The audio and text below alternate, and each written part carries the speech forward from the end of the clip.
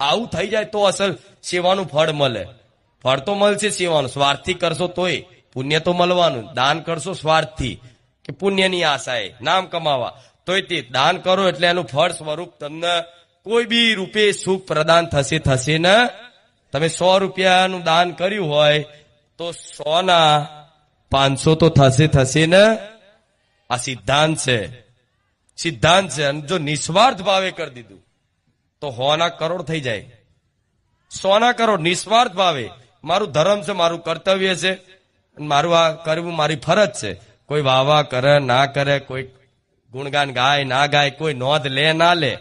આ હું ગાદી કરું છું, સેવા થાય છે. હું દુનિયા નોંધ લેવા માટે નહીં કરતી. આ બધું કોઈ દા પ્રસાદી બતાવું છું, કોઈ દા જોવો છો વિડીયો.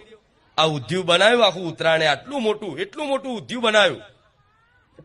તપેલા મતલબ આખા ગુજરાતમાં ચોય એટલું ઉદ્યોગ નહીં બન્યું હોય એટલું મારા ધામમાં ઉદ્યોગ બન્યું. ઉત્તરાયણ પહેલા બન્યું ને, છતાંય મેં ઉદ્યોગ બતાવ્યું નહીં. તો બતાવું નહીં, જો લો મેં મારા ભક્તોને ઉદ્યોગ ખવડાવ્યું. અરે ઉદ્યોગ ખાધું તમે જોણો નું માતા જોણો. તમે ખુશ, હું માતા ખુશ. મારા શું બીજા લેવા કે મારા બધાને બતાવી લા હું આવું બતાવીશ તો કોઈક દાન કરશે, એવી આશા નહીં મને માતા. હું આવું બતાવીશ કે જો અહીં દર રવિવારે લાખો લોકોની પ્રસાદી થાય છે, ભક્તો જમશે, તો આવું બતાવીએ તો લાવો ને કોકને દાન કરવાની પ્રેરણા થાય. મને એની આશા નહીં. મને એની આશા મારો રામ બેઠો તો મારે કોઈને કહેવાની જરૂર પડતી જ નહીં. સમજ્યા? એટલે હું નહીં કહેતી કે નહીં બતા. હા, અમુક વિડીયો મૂકવા આવું છું એટલે આ જાનવરોના એમ્બ્યુલન્સના સેવાના ખવડાવવાના વિડીયો કેમ મૂકવામાં આવે છે જોયા હશે ઘણાએ. તો તમે એ જોઈને તમે આજ ઘેર ગાયને ખવડાવતા થઈ ગયા. તમારો નાનો દીકરો બોલો આજ રોટલી લઈને ગાયને ખવડાવતો હશે. આટલો દીકરો હું જોઉં.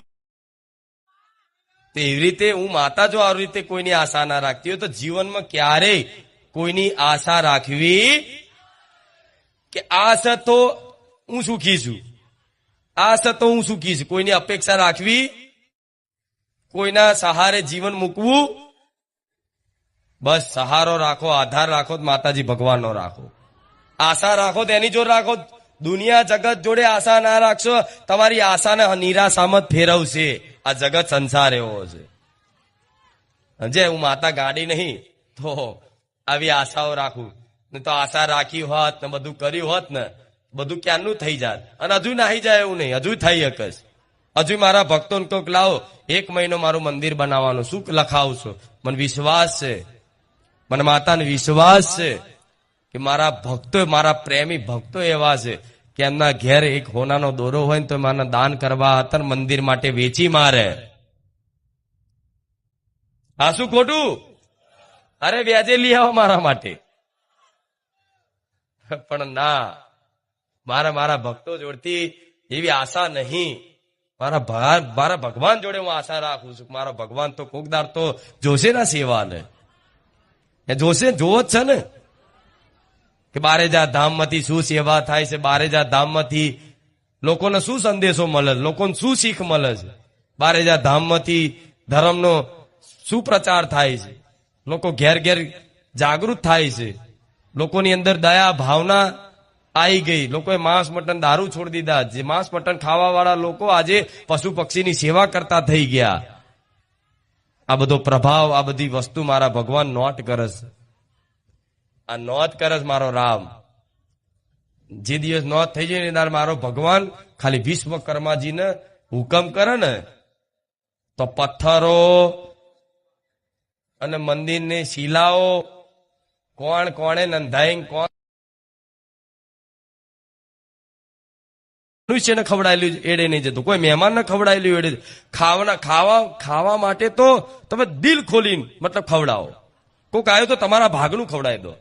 4 રોટલી વધી હોય, કોઈ મહેમાન આવ્યું અને બેઠું, બેહો જમીન જાઓ. અને કદાચ બેહી જાય ને તો તમારા ભાગની 2 રોટલી આલ દેજો. ભૂખ્યો હોય 4 આલ દેજો. તમે ભૂખ્યા રહી લેજો. આ અસલ ધર્મ છે, આ સત્ય છે. પણ ભગવાન માતાજી એમને મળતા, એમને સુખ મળતું. આવી પરીક્ષાઓ થાય, કસોટીઓ થાય અને ક્યાંક ને ક્યાંક વાતે હું માતાએ આવી જાઉં. હા, પણ હું માતા તમે તો પૈસા નહીં માગું. પૈસા માગીશ તો 50 રૂપિયા કદાચ માગું, કોકના રૂપમાં આવું તો. પણ 5000 માગ્યું કે લાવ, કોક 5000 માગે, 5100 રૂપિયા જાવ સુખી થઈ, તો મને મેરડી ના સમજતા તું તો 5100 લેવા નહીં આવું. કોઈ પેલા ચોપડામાં લખાવા નહીં આવતા, તમે શું લખાવશો જે હોય એ. પણ હું ના નહીં કહેતી, તમે તમારી યથાશક્તિ હોય એ પ્રમાણનું દાન કરવાનું.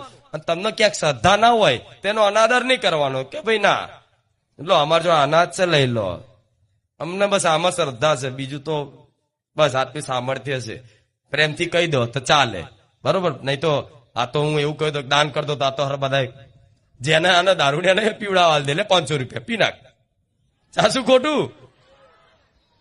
એટલે પૈસા કોઈને આલો તો કોઈ માંસ મટન નહીં, બહારથી લાવો અને એ જ વ્યક્તિ ખાય, સાચું?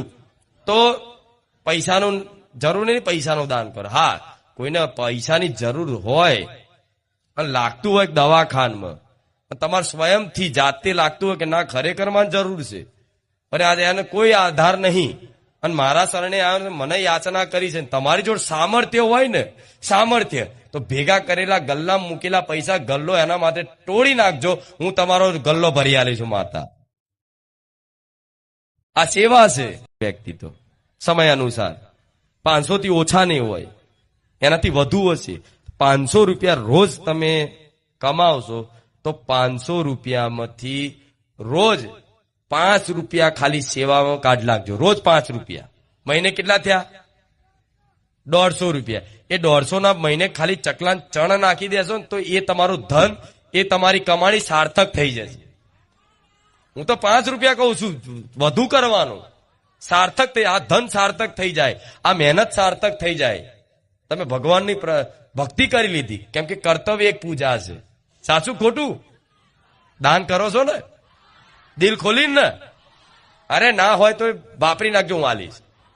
એવું લાગે કે મારે તો હારું આટલા પૈસા છે, આટલા હું કરી દઈશ તો હારું કાલ શું ખાઈશ, અમારી વાતનો વિશ્વાસ આવતો હોય તો કાલની ચિંતા કરતા ને, કાલની ચિંતા કરવા વાળી હું રોમવારી મેરડી બેઠી. અને ખાલી વાતો નહીં કરતી કે માતાજી તો ખાલી બોલવું જ છે ને, બોલવું જ છે ને. હું માતા એવું કહીશ કે મારી વસ્તીને મારા દીકરાને ભાવના વાલી કે તમે વાપરો, બેઠી છું. એમણે દિલ ખોલીને મારી વસ્તીએ પેલા તમારા જેવા ભક્તો આવે ને, ભક્તો, તમે આ વાત ઘણી વાર કીધી છે, તમારા જેવા ભક્તો આવે ને, ભક્તો તેમને પ્રસાદી કરવા માટે એમની જો પૈસા ના હોય પણ ક્યારે ભક્તો જોડે આશા ના રાખે કે કોઈ 200-500 મેળશે તો આનું લાવીશું. બાકી કરિયાણા વાળા તો અહીં બાકી લઈ આવો, કા કોકની જોડથી ઉસી ના લઈ આવો, પણ એ લાઈન મારા ભક્તોને જમાડ્યું ને તારે આજે લાખો માણસની પ્રસાદી હું મેરડી કરાવું. સાસુ ખોટું? એટલે આ દાખલો એટલા માટે આપું છું કે એડે નહીં જતું કઈ કરેલું. કોઈ પશુ પક્ષીને ખવડાયેલું એડે નહીં જતું, કોઈ દાન કરેલું એડે નહીં જતું, કોઈ મનુષ્યને ખવડાયેલું એડે નહીં જતું, કોઈ મહેમાનને ખવડાયેલું એડે. ખાવા માટે તો તમે નહીં મને આ આધ્યાત્મિક વાત છે, નહીં સમજાય. કોઈને મરવાની ચિંતા જ નહીં. હું રોજ યાદ કરાવું છું મૃત્યુને તમારી. એક દાડો મરવાનું નહીં, નહીં મરવાનું. મારા દીકરાની મૃત્યુ થશે ને આજે ને કાલે. તમે તો એવી આશા લો, એવી મતલબ પ્રાર્થના કરો કે મારી અમારું આયુષ્ય તારા દીકરાને લાગે. પણ એ કેમ પ્રાર્થના કરો છો કે મારા દીકરાએ સ્વીકાર્યું છે આ વસ્તુ કે આજે ને કાલે જવાનું તો છે જ. કોઈ 60-70 વર્ષે, 80 વર્ષે, 100 વર્ષે, 100 વર્ષ તો ભાગ્ય કાઢે છે. પેલાના ગયડા હતા 100 વર્ષ જીવ્યા દાદા, आता तो 50 में टिकट फाटी जाए. चमके जात जातना चीज ना बटरो खावानुं एवुं आई गयुं, चरबी वधी जई. थाय छे के नहीं आવું?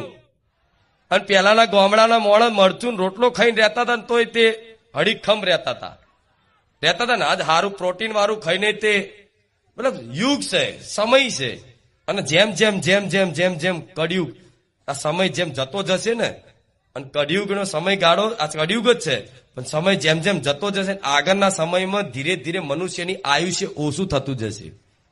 એવી રીતે શાસ્ત્રોમાં તો એવું લખ્યું છે, કળિયુગ ચરમ સીમા પર હશે ને ત્યારે મનુષ્યની આયુષ્ય માત્ર 13 વર્ષ થઈ જશે. 13 વર્ષ કે 13 વર્ષ જન્મ્યા ને 13 વર્ષે મરી ગયા. આ સત્ય છે. પેલા માણસોનું કદ મોટા મોટા હોતા. મહાભારત વખતે ખબર છે ને, ભીમનું ને અર્જુનનું કદ કેવા હાઈટ આવડી મોટી હોય ભીમજીની. અને આ ધીરે ધીરે બધાની ઓછી થતી જાય છે. આજ ગાયની નાની નાની ગાયો થતી જઈ, જોયું હશે. આ બધું લખેલું છે, બધું પુરાણો પહેલેથી લખેલું છે કે આવનારા ભવિષ્યમાં શું શું આવશે, શું શું બનશે. આ બધા સાધુ સંતો મહાત્માઓએ આ બહુ ઊંચી વાતો છે, પણ આ વાતો સત્ય છે. સત્યને કોઈ મિથ્યા કરી શકવાનું. એટલે તમારે હર રોજ એક જ વસ્તુ વિચારવાનું, ભેગું કરવાની બહુ દોનત નહીં રાખવાની, સેવા કરવાની દોનત રાખજો. ભેગું તો હું કરી આલીશ, જો તમે કરશો તો આટલું થશે, અને હું કરીશ તો સાચું ખોટું. એટલે ભેગું કરવાની કામના ના કરતા, બહુ પૈસા કમાઈ કમાઈ કંજૂસ વેડા કરી કરી ભેગા કરું. કઈક માણસો દાટીને મરી જાય, એમના છોકરાઓને ના હાલ્યા. આ શું ખોટું? એટલા મતલબ એવા કંજૂસ થઈ જાય, સ્વાર્થી થઈ જાય. બસ ખાલી લક્ષ્ય એક જ ધન. એ રૂપિયો એના છોકરાને વાપરવા ના હાલે, હરખો હાલે. એવા ઘણા હોય છે. તો આવો સ્વભાવ હોય તો છોડ દેવો. પૈસા જીવનની આવશ્યકતાની પૂર્તિ માટે એક સાધન છે. જીવન જીવવાનું એક સાધન છે. જીવનના લક્ષ્ય પૈસા નથી. ભગવાન માતાજીની કૃપાથી આપે રૂપિયા જે જરૂરિયાત હશે ને 500 ની, તો 500 ની જગ્યાએ હું 700 આલીશ, 200 એક્સ્ટ્રા આલીશ. કેવું 500 ની જરૂર હશે તો 200 એક્સ્ટ્રા આલીશ. પણ મારી આ વાત સાંભળતા હોય દરેકને કહીશ કે પૈસા બહુ ભેગું કરવાની ભાવના બહુ રાખવી. કરવાનું ભેગું ના નહીં. તમારા દીકરા દીકરીઓના ભવિષ્ય માટે તમે એફડી બેફડી જે કરો, ઘર લો, બધું લો, પણ બહુ હાઈ યુઝ કરીને બસ બધું ભેગું જ કરી લો. દોન ના કરો. અમુક તો લોકો તો પૈસા એટલા બધા દોન કરવાની દોન જ નહીં થતી. આ શું ખોટું? એનું ધન કોઈ ખાય નહીં, પછી ચોય વપરાય. તો એના કરતા જીવતા જીવ તમે 100 રૂપિયા કમાવશો ને 100 રૂપિયા, તો 100 રૂપિયામાંથી દરેક નાનો નાનો ગરીબ મજૂર વ્યક્તિ રોજ આજ 500 રૂપિયા કમાતો હશે. એક વ્યક્તિ તો સમય અનુસાર 500 થી